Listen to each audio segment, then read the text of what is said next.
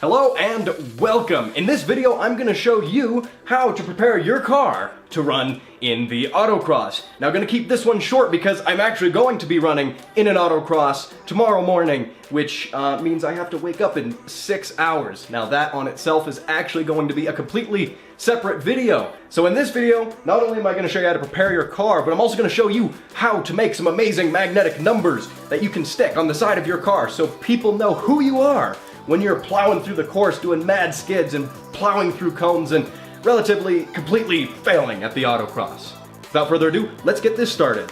Okay, number one, all loose items inside and outside the car must be removed. That means cell phones, anything that's a loose item, because that will be a projectile and it will kill you when you crash, guaranteed. So, let's get to moving some stuff. Okay, all of this stuff, every little piece is gonna have to go.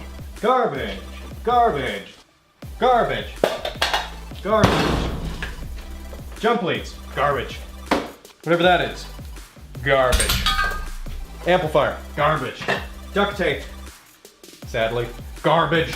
That's actually garbage. Another amplifier, garbage. Oh hey, that's where that is. I was wondering where that had gone. Ugh. That's all the garbage.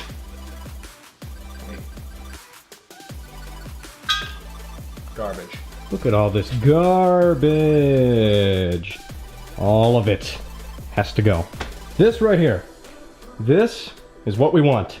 Nothing in here. Absolutely nothing. Now the same pretty much goes for the interior.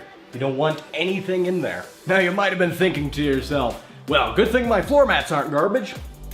Well, nope. They gotta go too. Alright, now to the good part, the magnetic numbers. Now these are awesome because you can just stick them to your car and they come right off again. Pop, pop, like that. Now, you want numbers on your car because it's the way the guy keeping score in, say, autocross, drift, whatever it is, it's how they keep track of who's doing what. And you'll also have your class designation as well to show what class you're running in. Now, cool thing about these is the local autocross group here in Colorado, at least RM Solo, has these great templates for printing out what numbers they want you to use. Yeah, now I realize you could just make this in Microsoft Word and do it yourself. But I'd recommend using their numbers because if you do, then they really can't dock you on not having the correct size numbers. It's just bam, there you go. Print that out. Now what we're gonna make these on is this stuff, which in my opinion is the coolest stuff because what it is magnetic vent cover. And it's basically the same sort of thing that they make refrigerator magnets out of, just a whole lot bigger. It's just a couple big sheets of it.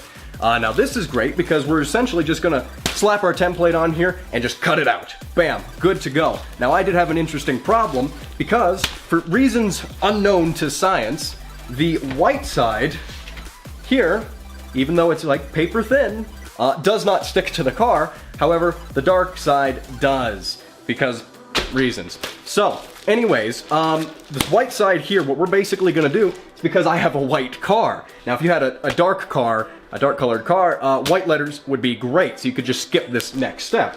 What I'm essentially gonna do is just take my letters once they're done, and they're gonna look like this first of all, and then I am going to plasta dip them. So I'm gonna leave this side, the magnetic side, clear, but I'm gonna plasta dip the number in just black. And you don't wanna use regular spray paint because it's not gonna be flexible. Plasta dip, perfect, black, there we go. Bam, got your numbers, that's how it's done.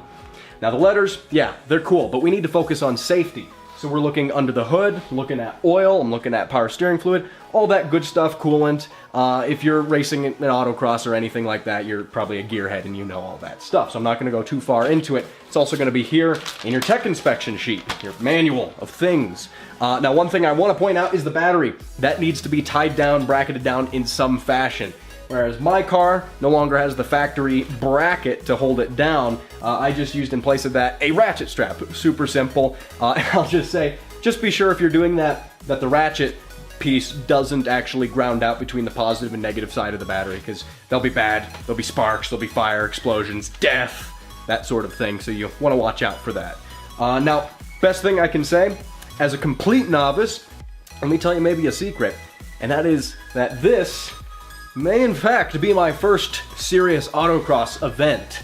My very first one was Escana, which was autocross on a frozen lake, and that was awesome, but it was more of a novelty event, and it was great. And if you want to check out the video, it was actually the first video on this channel. I'm going to link it somewhere up here and also in the description, so be sure to check that out.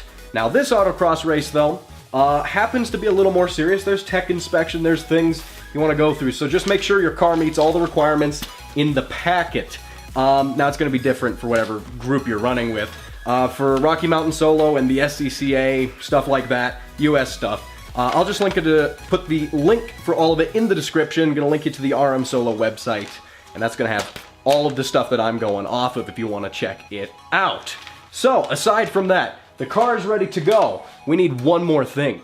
The driver needs to be ready to go. Now, as the driver, you really don't need a lot for autocross. You don't need a fire suit. You don't need very much. What you do need, though, is a helmet. Now, it can't just be any old helmet. It needs to be a Snell-rated helmet. It's going to be right here on the back. Not only is this one DOT rated, but it has a Snell rating, which means that it's going to be more impact resistance, it's going to be safer, it's also going to be recognized by the SCCA, different drag strips, whatever. It's going to be great for the motoring world. So just, if your helmet has just the DOT sticker right here and doesn't say Snell, it's not going to cut it. Alright, so there you have it. I'm not really sure what the point of this video was. I think it had something to do with getting a car ready for autocross, and this is just what I was doing. Like I said, you gotta just check the tech inspection sheet. Do yourself a favor, get a Snell helmet.